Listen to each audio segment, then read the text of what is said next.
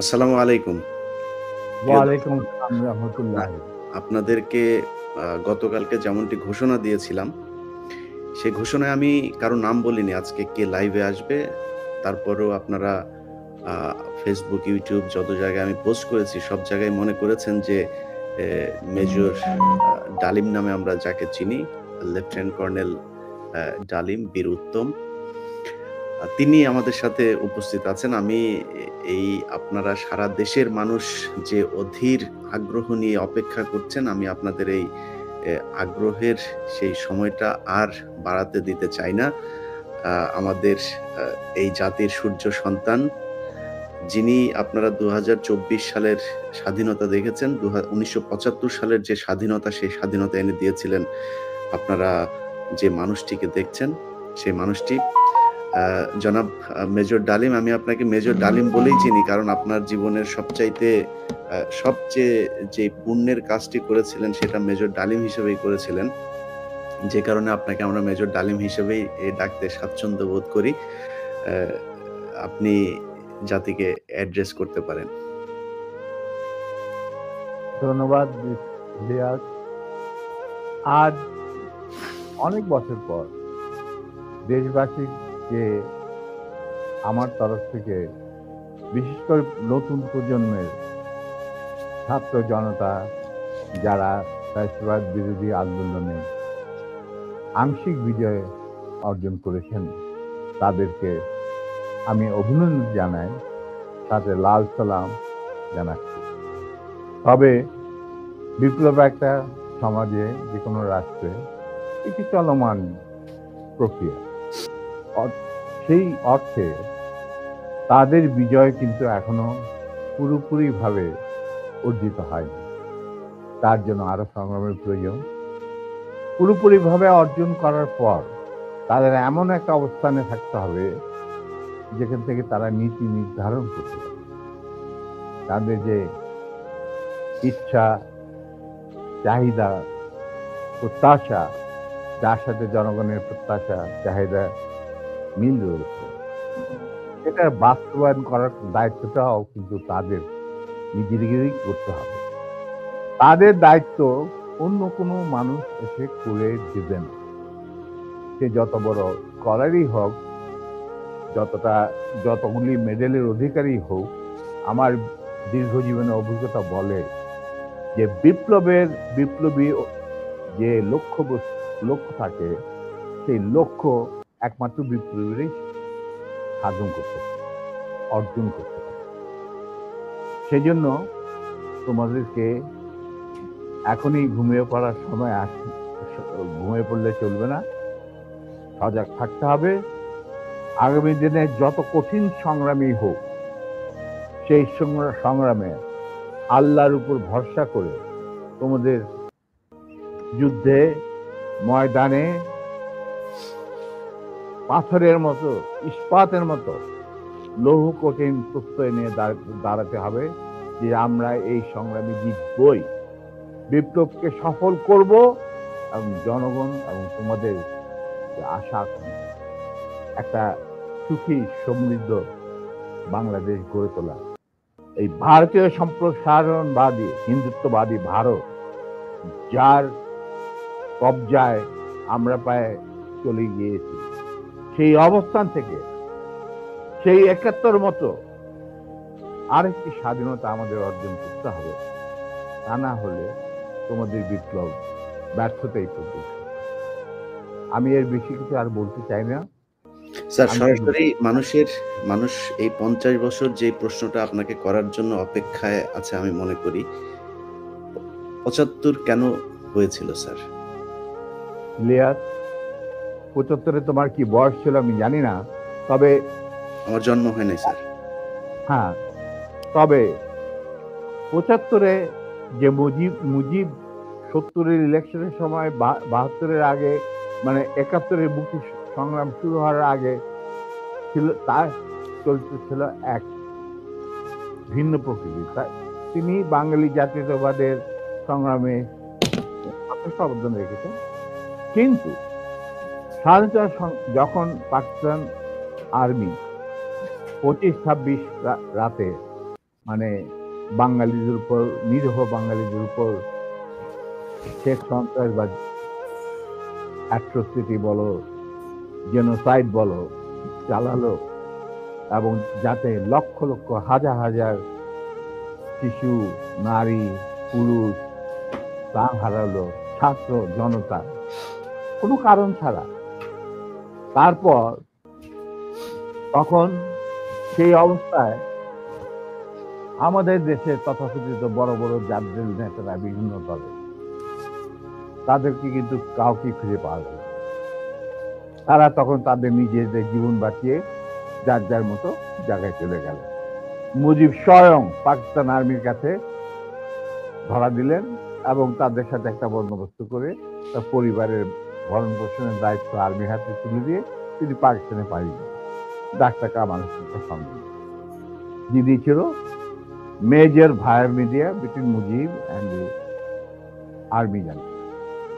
তখন সেই দিকহারা, দিশাহারা মানুষ বুঝতে পারছিল না বাংলাদেশে তারা কি করবে, তারা কোথায় যাবে, কিভাবে নিজের প্রাণ বাঁচাবে। সেই সময় চিটাগাং থেকে ভেসে আসলো মেজর জিয়ার স্বাধীনতার ডাক। আমি তখন পাকিস্তানে চাকরিরত হব। সেই ডাকে লোক, দেশের লোক একটা আলোর রশ্মি দেখলো যে হ্যাঁ, আমাদেরকে যুদ্ধের, আমাদেরকে এইভাবে মরণের হাত থেকে বাঁচার জন্য আমাদেরকে যুদ্ধ করতে, সিম্পল ইজ দ্যাট। আর সমস্ত দেশে সর্বপরিসরে লোক বিদ্রোহ, সেই মুক্তিযুদ্ধ সংগ্রামে ডাকে সাড়া দিয়ে মুক্তিযুদ্ধ গড়ে তুলল। আমরাও ওখানে বসে থাকুন না, যারা পেরেছি, যাদের সাহস ছিল, যাদের দেশপ্রেম ছিল, যারা পাকিস্তানের আর্মি জান্তাদের নির্যাতন, নিষ্পেষণ, বৈষম্যমূলক আচরণের বিরুদ্ধে জানা ছিল, তারাও সেই সংগ্রামে যোগ দেন। অনেকেই এসে পালিয়ে এসে জীবনের ঝুঁকি নিয়ে। আমি ছিলাম তাদের মধ্যে সর্বপ্রথম গ্রুপ লিডার, যে আরো দুজন আমার সাথীকে নিয়ে আমি এসে যুদ্ধে যোগ দিই। কোনো বিবেকবান বাঙালি তখন যারা পাকিস্তানে চাকরি করছে, তাদের পক্ষে নিশ্চুপ বসে থাকা সম্ভব ছিল না। তবে এটাও ঠিক, অনেকেই ঠিক বুঝতে পারছিল না যে কি হচ্ছে, কি কোনো খবর নাই, চিঠিপত্রের আদান প্রদান নাই, কোন রকম সংযোগ নাই। বিদেশি মিডিয়া, ভয়েস অফ আমেরিকা, তারপরে BBC, radio Australia, radio India, এই সমস্ত ওখান থেকে যাচ্ছি জানা যাচ্ছিল, ওটা সম্পূর্ণভাবে বিশ্বাসযোগ্য ছিল না। তারা তাদের মতো করে বলতে থাকে এবং আমরা শুনতে থাকি। তাই অনেকেই ঝুঁকি নিতে রাজি ছিলেন না।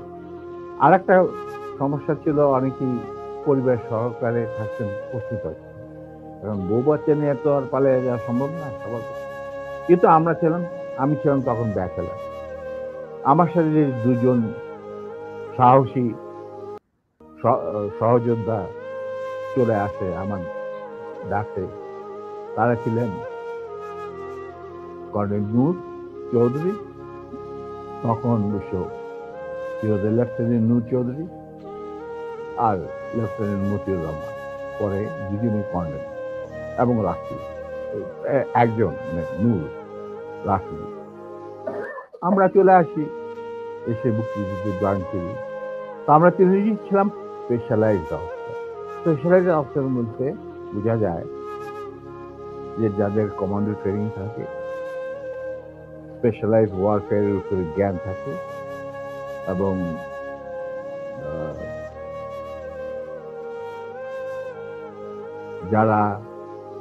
যাদের ইন্টেলিজেন্স অপারেশন কিভাবে বিশ্বজুড়ে চলে সে সম্পর্কে জ্ঞানে তারা অভিজ্ঞতা সঞ্চয় করেন বিভিন্ন কোর্সের মাধ্যমে। আমরা ছিলাম তিনজনই সেই ধরনের অবস্থা। তাই আমরা জীবনের ঝুঁকি নিয়ে, আল্লাহর নাম নিয়ে বেরিয়ে পড়ি এবং অতি সহজেই দিল্লি পর্যন্ত পৌঁছে যায়। এবং সেখানে আমাদেরকে রিসিভ করা হয় সাউথ ব্লকে, মানে প্রাইম মিনিস্টারের অফিসে শ্রীমতী ইন্দিরা গান্ধী, র প্রধান, founding father general Ruban Singh, DP Dhar, মুখ্য সচিব প্রাইম মিনিস্টারের and in charge of Bangladesh affair, এনারা আমাদেরকে রিসিভ করে। তারপর অনেক আলাপ আলোচনা, কিছুদিন ট্রেনিং, ব্রিফিং, পরে আমাদেরকে মুজিবনগর সরকারের কাছে হ্যান্ড ওভার করে দেওয়া হয় এবং আমাদেরকে দিল্লি থেকে নিয়ে আসার জন্য general Osmani, commander in chief Mukti Fauj, জনাব Tajuddin, prime minister of the provisional government, সাধ্যপর চুক্তি করার পর, আর ফরেন মিনিস্টার খন্দকার মুশতাক আহমদ, যিনি আমার বাবার ক্লাসমেট, তারা আসেন দিল্লিতে, এসে তাদেরকে ফর্মালি আমাদেরকে হ্যান্ড ওভার করে দেওয়া হয়। তারপরে আমাদের তিনজনের মধ্যে দুজনকে, আমাকে এবং মতিকে, অ্যাপয়েন্ট করা হয় as guerrilla adviser to the sector commander. মানে 11টা সেক্টরের মুক্তিযোদ্ধাদের রিক্রুট করা, তাদের ট্রেন করা, তাদেরকে ইন্ডাক্ট করা, অপারেশন করানো, সব দায়িত্ব পড়ে আমাদের দুজনের উপর। আমরা এই 11টা সেক্টরকে ভাগ করে নিই। আর Noor being the junior most, Osmani সাহেব ওনাকে তার পার্সোনাল স্টাফ অফিসার হিসেবে মুজিবনগর সরকারের যে হেডকোয়ার্টার ছিল মুক্তিবাহিনী, সেখানে তার সাথে রাখে। এবং শেষ পর্যায়ে কিছুদিনের জন্য নূর অনেকটা দৃঢ়তার সাথেই উসমানীর সাথে আলাপ করে রাজবেঙ্গলে চলে যায় এবং মুক্তিযুদ্ধে সক্রিয়ভাবে অফিস গ্রহণ করে। সেও আঘাতপ্রাপ্ত, মানে সেও যুদ্ধে ইনজিওর্ড হয় একটা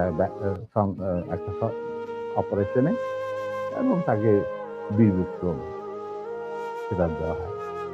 আর আমি যুদ্ধের সময় 3-4 বার আহত হয়েছি। তার একটা নিদর্শন আমার দেখো, হাতের অবস্থা, এখানে গেলে সবকিছু অর্ধেক বোধ হয় আর্টিফিশিয়ালি ক্রিয়েটেড, রিক্রিয়েটেড, যেটাকে প্লাস্টিক সার্জারি বলা হয়। But then I continue. তারপর সেনাবাহিনী গঠন করা, বাংলাদেশ মিলিটারি একাডেমি স্থাপন করা, পিটি স্কুল মানে ফিজিক্যাল ট্রেনিং স্কুল স্থাপন করা, সিলেটে ওয়েপন অ্যান্ড প্র্যাকটিস শেখার স্কুল স্থাপন করার সব দায়িত্ব আমরা পালন করি। এর সাথে সাথে চলে রিক্রুটমেন্ট ফর আর্মির যে 5টা ব্রিগেডের প্র্যাকটিস দিয়েছিল, এই ব্রিগেড 5টা এবং বিমান বাহিনী, নৌবাহিনীর জন্য রিক্রুটমেন্টের ইনচার্জ ছিলেন deputy chief of staff Ziaur Rahman. যদিও তিনি সিনিয়র ছিলেন, তাকে তো বানায়নি, তাকে তো অ্যাজ এ কর্নেল বের করে দিতে, কিন্তু পারেনি, আমাদের জন্য পারে। ওনার স্টাফ অফিসার হিসেবে দায়িত্ব পড়ে আমার উপর, কারণ আমি একাই আমার অন্যান্য সহযোদ্ধা কমান্ডারদের লিস্ট